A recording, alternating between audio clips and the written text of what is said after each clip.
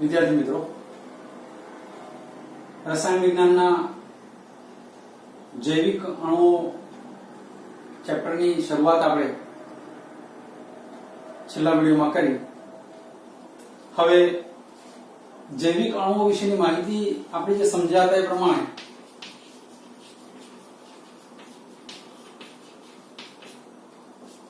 આ જૈવિક અણુઓ કહીશું તો જે જીવંત પ્રણાલીઓ છે, જીવંત પ્રણાલીઓ કહેશો તો મનુષ્ય, પ્રાણીઓ, વનસ્પતિ વગેરેમાં કેટલાક અગત્યના રાસાયણિક અણુઓ છે, એ અગત્યનો ભાગ ભજવી રહ્યા છે. આ જે અગત્યના રાસાયણિક અણુઓ જીવંત પ્રણાલીઓમાં ભાગ ભજવી રહ્યા છે એને આપણે જૈવિક અણુઓ કહેતા હતા. આ જૈવિક અણુઓ વિશેની માહિતી આ ચેપ્ટરમાં આપણને ભણવાની છે. અને એ અણુઓ જો વિચારીએ તો કાર્બોહાઈડ્રેટ, પ્રોટીન, ઉત્સેચક, વિટામિન, ન્યુક્લિક એસિડ્સ, આ બધી માહિતી આ ચેપ્ટરમાં આપણને ભણવાની છે. સૌથી પહેલી જો કાર્બોહાઈડ્રેટની વાત આપણે ગયા વખતે કરી હતી તો એ મુખ્ય સ્ત્રોત એનો વનસ્પતિ છે. આ કાર્બોહાઈડ્રેટ સંયોજનો નું વર્ગીકરણ આપણે કરેલું અને કાર્બોહાઈડ્રેટના વર્ગીકરણમાં એને આપણે મોનોસેકેરાઇડ,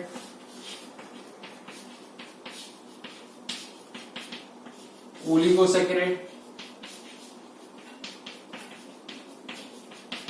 અને પોલિસેકેરાઇડ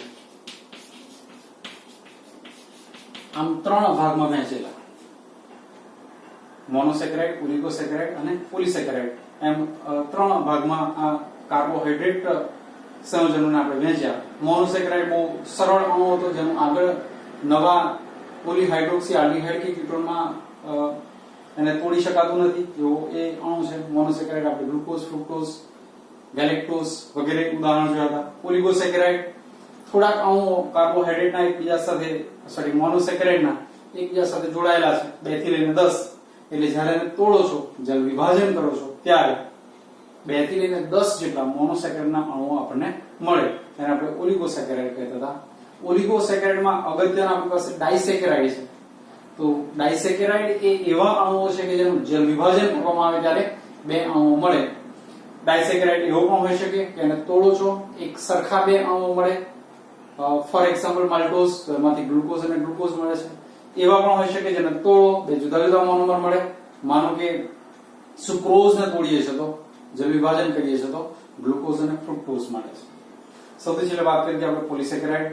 મોનોસેકેરાઇડના ઘણા બધા અણુઓ જોડાય અને લાંબી સાંકળ બનાવી છે એટલે આપણે પોલિસેકેરાઇડ કહીએ છીએ. અથવા બીજી રીતે કહીએ તો પોલિસેકેરાઇડનું જ્યારે જૈવ વિભાજન કરવામાં આવે ત્યારે મોનોસેકેરાઇડના ઘણા બધા અણુઓ આપણને મળે અને પોલિસેકેરાઇડ કહીશું. સ્ટાર્ચ, સેલ્યુલોઝ વગેરે પોલિસેકેરાઇડ છે. આ ઉપરાંત જે કાર્બોહાઈડ્રેટ સંયોજનો છે એ સંયોજનોનું આપણે રિડ્યુસિંગ અને નોન રિડ્યુસિંગમાં પણ વર્ગીકરણ છેલ્લે સમજ્યા હતા.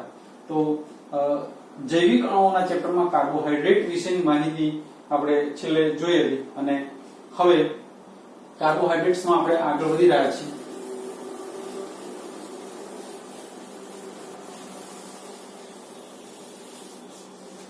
આ કાર્બોહાઈડ્રેટનું વર્ગીકરણ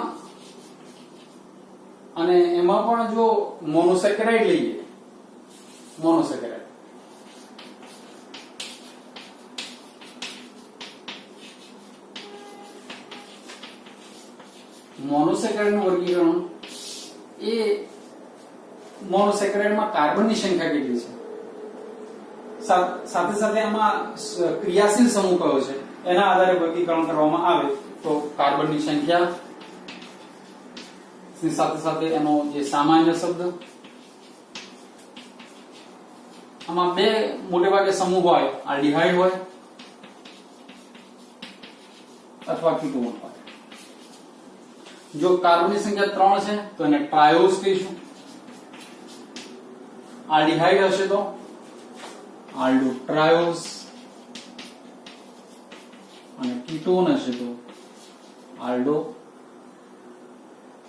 કીટો ટ્રાયોસ. 4 કાર્બન છે એને આપણે ટેટ્રોસ કહીશું. 4 કાર્બન ની સાથે સાથે આલ્ડિહાઇડ છે તો એને આપણે આલ્ડોટેટ્રોસ કહીશું અને કીટોટેટ્રોસ કહીશું. 5 કાર્બન છે પેન્ટોઝ. બોલો અહીંયા તો આલ્ડો પેન્ટોઝ આને કહેશો કીટો પેન્ટોઝ. 6 છે હેક્સોસ કહીએ છીએ આલ્ડો હેક્સોસ.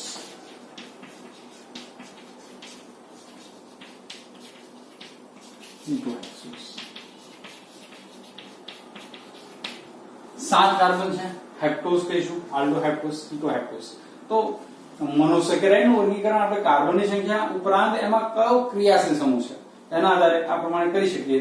મોટે ભાગે આપણે જે હેક્સોસ સંયોજનો છે આલ્ડો હેક્સોસ અને કીટો હેક્સોસ સંયોજનો છે એના વિશેની આ માહિતી ભણવાની છે. તો મોનોસેકેરાઇડ નું વર્ગીકરણ જોયું અને મોનોસેકેરાઇડ ના વર્ગીકરણ પછી હવે સૌથી અગત્યનો જે મોનોસેકેરાઇડ છે ગ્લુકોઝ. આ ગ્લુકોઝ વિશેની માહિતી આપણે જોઈશું. ગ્લુકોઝ તમે જાણો છો C6H12O6 એનું અણુસૂત્ર છે. એના બંધારણ વિશે આપણે આગળ ભણી રહ્યા છીએ. તો C6H12O6 ગ્લુકોઝ આ સંયોજન એ કુદરતમાંથી વિપુલ પ્રમાણમાં મળે છે. કુદરતમાંથી વિપુલ પ્રમાણમાં એ મુક્ત સ્વરૂપે પણ મળે સંયોજિત સ્વરૂપે પણ મળે. આ ગ્લુકોઝ એ મીઠા ફળ જે છે એમાં મેક્સિમમ તમને જોવાનું મળે. એમાંથી મળે આપણને એ સોર્સ તરીકે તમે કહી શકો. એ મધમાં છે પાકી દ્રાક્ષમાં પણ એનું મેક્સિમમ પ્રમાણ આપણને મળી શકે. તો ગ્લુકોઝ C6H12O6 જેનું સૂત્ર છે કુદરતમાંથી વિપુલ પ્રમાણમાં મળે છે. એ મુક્ત સ્વરૂપે હોઈ શકે સંયોજિત સ્વરૂપે હોઈ શકે. મીઠા ફળોમાં મધમાં હોય છે પાકી દ્રાક્ષમાં પણ ગ્લુકોઝ એ એના પર્સન્ટેજ એ ખૂબ વધારે પ્રમાણમાં મળે છે. તો એવા અગત્યના એવા ગ્લુકોઝ વિશેની માહિતી મોનોસેકેરાઇડ વિશેની માહિતી આપણે શરૂઆત કરી અને હવે એમાં જોઈશું આપણે ગ્લુકોઝ ની બનાવટ નું ઉત્પાદન.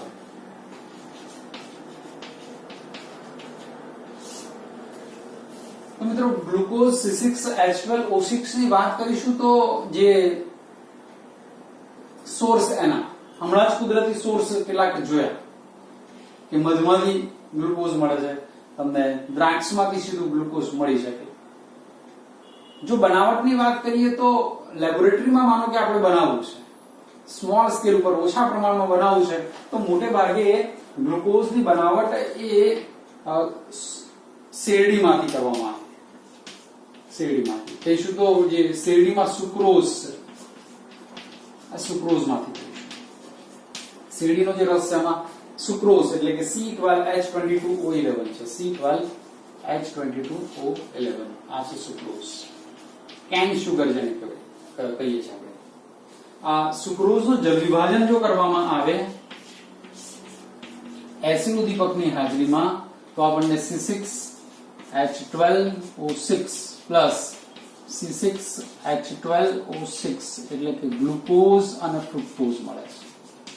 ગ્લુકોઝ અને ફ્રુક્ટોઝ મળે છે. ગ્લુકોઝ ફ્રુક્ટોઝ બંનેના સૂત્ર C6H12O6 સરખા છે. આ સરખા સૂત્ર છે એનો અર્થ પણ એવો થાય અણુ સૂત્ર સરખું છે પરંતુ એમના બંધારણીય સૂત્ર એમના બંધારણ એમાં ક્રિયાશીલ સમૂહ વગેરે જુદા હશે. એટલે એક રીતે જોઈએ તો ગ્લુકોઝ અને ફ્રુક્ટોઝ એકબીજાના સમઘટક છે. તો સુક્રોઝનું જ્યારે જલ વિભાજન કરીશું ને ત્યારે એમાંથી ગ્લુકોઝ અને ફ્રુક્ટોઝ સરખા પ્રમાણમાં મળે છે. આ તૂટે છે C12H22O11H2O ની મદદથી તૂટે છે. જલ વિભાજન પાણી વડે વિભાજન આનું થાય છે. જલ વડે વિભાજન એટલે જલ વિભાજનની પ્રક્રિયા એસિડ ઉદ્દીપકની હાજરીમાં થાય છે. બ્રેક થાય C6H12 O6 C6H12 O6 glucose fructose એક સરખા પ્રમાણમાં અને સરખા મોલ આપણને મળે છે. હવે આ ગ્લુકોઝ ફ્રુક્ટોઝનું જલીય દ્રાવણ છે, એની દ્રાવ્યતાને આધારે આ બેને તમે અલગ કરી શકો. ગ્લુકોઝ અને ફ્રુક્ટોઝને એક આલ્કોહોલમાં, બીજું પાણીમાં ઓગળે છે. ગ્લુકોઝ પાણીમાં, ફ્રુક્ટોઝ આલ્કોહોલમાં ઓગળે છે. એ દ્રાવ્યતાના તફાવતને આધારે તમે એને અલગ કરી શકો. પણ જો સ્મોલ સ્કેલ ઉપર અથવા લેબોરેટરીમાં જો તમને બનાવવું છે તો સુક્રોઝ અથવા શેરડીમાંથી એને મોટે ભાગે જલ વિભાજનની પ્રક્રિયા વડે મેળવી શકાય. તો ગ્લુકોઝની બનાવટ અથવા ઉત્પાદન માટેની પહેલી પ્રક્રિયા આપણે કેન શુગર એટલે કે શેરડીમાંથી જે સુક્રોઝ છે એના વડે જોઈ.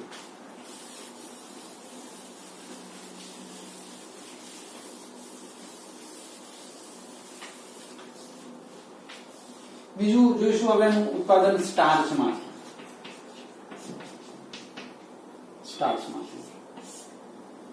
મિત્રો, અગાઉની જે પ્રક્રિયા જોઈ એ સ્મોલ સ્કેલ માટે બરાબર છે. ઓછા પ્રમાણમાં, થોડાક પ્રમાણમાં બનાવવું છે તો વાંધો નથી. પરંતુ જો ગ્લુકોઝની બનાવટની ફેક્ટરી નાખવી છે તો સુક્રોઝ અથવા શેરડીમાંથી જો શુગર આપણે ગ્લુકોઝ મેળવીએ છીએ તો આપણને વ્યાપારી ધોરણે પરવડતું નથી. જ્યારે તમે ઇન્ડસ્ટ્રીમાં પ્રોડક્શનની વાત કરો છો ત્યારે ઓછા ખર્ચે વધારે પ્રમાણમાં વધારે શુદ્ધતા સાથે આપણે એ પ્રોડક્શન મેળવવું જોઈએ. અને એવું જો કરવું છે, ગ્લુકોઝ તમારે ઔદ્યોગિક રીતે ઉત્પાદન કરવું છે, ઔદ્યોગિક ઉત્પાદન,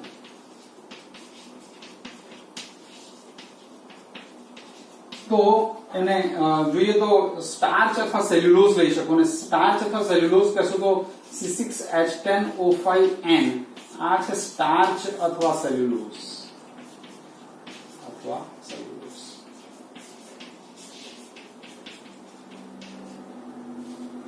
મોટે ભાગે તમે જો તો બટાટા છે, ઇવન કોર્ન છે, મકાઈ છે, આ બધામાં સ્ટાર્ચ મેક્સિમમ પ્રમાણમાં છે. અને એ સ્ટાર્ચનું જલ વિભાજન જ કરવાનું છે. પ્રક્રિયા તો એ જ છે. આ સ્ટાર્ચ અથવા સેલ્યુલોઝ નો અણુ છે C6H10O5N. આ C6H10O5 ના ઘણા બધા અણુ એકબીજા સાથે જોડાય અને લાંબી સાંકળ બનાવેલી છે. આ સ્ટાર્ચ અથવા સેલ્યુલોઝ કહેશો તો પોલિસેકેરાઇડ છે. આ પોલિસેકેરાઇડ એને આપણે બ્રેક કરશું, જલ વિભાજન કરશું. NH2O H+. હા, અહીંયા પણ તમારે H2SO4 ઉદ્દીપક જોઈશે. એની હાજરીમાં પ્રક્રિયા થાય છે. 393 કેલ્વિન તાપમાન અને 2 થી 3 વાતાવરણ દબાણ. 2 થી 3 વાતાવરણ દબાણ.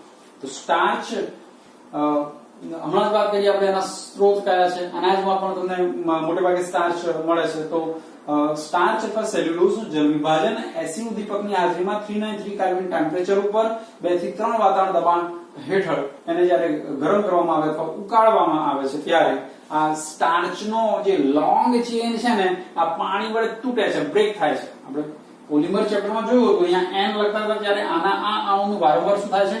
પુનરાવર્તન થાય છે. હવે એ પુનરાવર્તિત થયેલા બધા એકમ બ્રેક થાય છે. એમાં તોડે છે કોણ? એને H2O ની મદદથી તૂટે છે. જલ વિભાજનની પ્રક્રિયા. અને છેવટે આપણને અહીંયા જે મળે છે એ છે C6H12O6 ના N અણુઓ ગ્લુકોઝ મળે છે.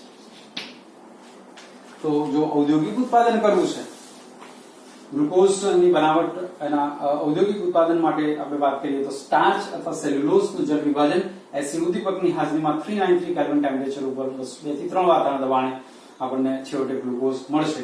તો ગ્લુકોઝની બનાવટની બે પ્રક્રિયાઓની વાત આપણે કરી. પહેલું રિએક્શન જોયું આપણે કેન શુગર એટલે કે શેરડીમાંથી બનાવી શકાય, બીજું સ્ટાર્ચમાંથી બનાવી શકાય. તો ગ્લુકોઝની બનાવટ પછીનો જે ટોપિક આપણને સમજવાનો છે એ છે ગ્લુકોઝનું બંધારણ.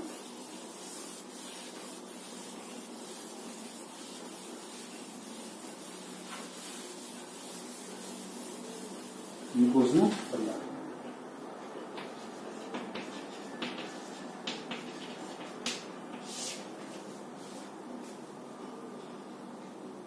ગ્લુકોઝના બંધારણ માટે જો સમજીએ તો કોઈ સંયોજન એનું જો તમારે એની અંદર રહેલા પરમાણુ કેવી રીતે ગોઠવાયા છે એ જાણવું છે તો એનો એક સિસ્ટમેટિક રસ્તો છે. સિસ્ટમેટિક રસ્તો એવો છે વૈજ્ઞાનિક દ્રષ્ટિકોણથી જો તમને આગળ વધવું છે અને જાણવું છે તો તમારે સૌથી પહેલું તો એનું અણુસૂત્ર નક્કી કરવું પડે.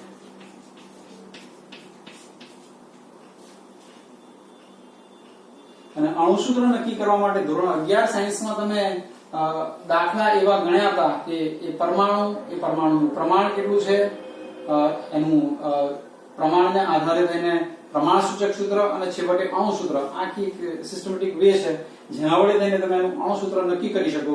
તમે સંયોજનને જાણતા નથી છતાં પણ તમે અણુસૂત્ર નક્કી કરી શકો. દ્રાવણો ચેપ્ટરમાં આપણે સમજ્યા હતા કે સંયોજનને જાણતા નથી છતાં એનો અણુભાર તમે અજ્ઞાત પદાર્થનો અણુભાર શોધી શકો છો. મેથડ હતી આપણી પાસે ઉત્કલન બિંદુની, ઠાર બિંદુની, વિષમ દબાણની, બાષ્પ દબાણની, પણ એના વડે થઈને એનો અણુભાર શોધવામાં આવે.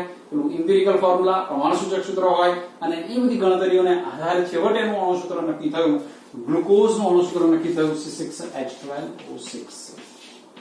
એનું અણુસૂત્ર નક્કી થયું. ગ્લુકોઝ એક રીતે જોઈએ તો આલ્ડોહેક્સોસ છે અને એનું જે C6H12O6 સૂત્ર અણુસૂત્ર નક્કી થયા પછી હવેમાં આ 6 કાર્બન, 6 ઓક્સિજન અને 12 હાઇડ્રોજન કેવી રીતે ગોઠવાયેલા છે, એની વચ્ચે બંધ કેવા છે, એ બંધ કેવા છે જાણવા માટે થઈને ગ્લુકોઝના બંધારણ માટે કેટલીક રાસાયણિક પ્રક્રિયાઓ કરવામાં આવી. તો રાસાયણિક ગુણધર્મને આધારે અથવા રાસાયણિક પ્રક્રિયાને આધારે ગ્લુકોઝ નું બંધારણ એ હવે આપણે સમજવાનું થાય. ફરીથી એક વખત ગ્લુકોઝનું બંધારણ, એનું અણુસૂત્ર C6H12O6 મળ્યું છે. આપણે અત્યારે એ જાણીએ છીએ કે એ આલ્ડોહેક્સોસ છે. સાથે સાથે આપણે એ પણ જાણીએ છીએ કે જે સ્ટાર્ચ અને સેલ્યુલોઝનો એ મૂળભૂત ઘટક છે, એ મોનોમર છે. અને એનું બંધારણ જાણવા માટે પહેલું તેનું અણુસૂત્ર નક્કી કર્યું આપણે C6H12O6. રાસાયણિક ગુણધર્મ અથવા તો રાસાયણિક પ્રક્રિયાના આધારે ગ્લુકોઝનું બંધારણ હવે જો વિચારીએ તો સૌથી પહેલી પ્રક્રિયા ગ્લુકોઝ માટે C6H12O6 આ રાસાયણિક ગુણધર્મને આધારે જે છેવટે સૂત્ર નક્કી થયું ને આવું છે CHOH4 અને CH2OH. એમાં એક CHO સમૂહ છે, એની સાથે 4 CHOH સમૂહ છે. CHOH4 લખ્યું છે, આનો મતલબ CHOH 4 વખત રિપીટ થાય છે એટલે CH2OH. આ સૂત્ર છે, અણુસૂત્ર છે, એનું બંધારણીય સૂત્ર છે. તો મિત્રો જો કે આ બંધારણીય સૂત્ર આપણે સૌથી છેલ્લે લખી શકીએ એટલે કે રાસાયણિક ગુણધર્મોને આધારે જ છેવટે નક્કી થઈ શકે. પણ એ જે બંધારણ છે એ ગ્લુકોઝ છે. આ ગ્લુકોઝને હાઇડ્રોઆયોડિક એસિડ સાથે પ્રક્રિયા કરવામાં આવે, એનું રિડક્શન કરવામાં આવે છે ત્યારે 1 મોલ ગ્લુકોઝ લીધો આપણે, એનું અણુભાર જાણો છો 180. આ 180 ગ્રામ ગ્લુકોઝનું જ્યારે રિડક્શન કરવામાં આવ્યું HI વડે તો CH3, CH2, CH2, CH2, CH2, CH3 આમ ભેગું પણ લખી શકો CH3, CH2, CH3 એટલે કહેવાનો મતલબ કે n હેક્સેન મળે છે, નોર્મલ હેક્સેન એટલે કે હેક્સેન 6 કાર્બનની લાંબી શૃંખલા મળે છે.